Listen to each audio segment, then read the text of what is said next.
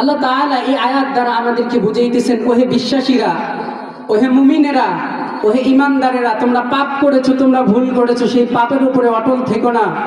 তোমরা আমি আল্লাহর দিকে ফিরে আসো, আমি আল্লাহ তাআলা রব্বুল আলামিন তোমাদের সমস্ত গুনাহ খাতা মাফ করে দিব। ইয়া আইয়ুহাল্লাযীনা আমানু তুবু ইলাল্লাহি তাওবাতান নাসুহা।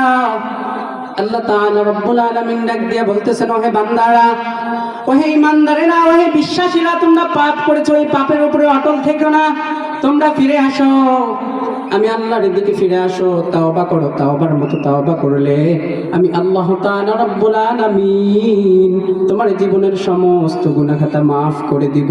সকলে বলে সুবহানাল্লাহ।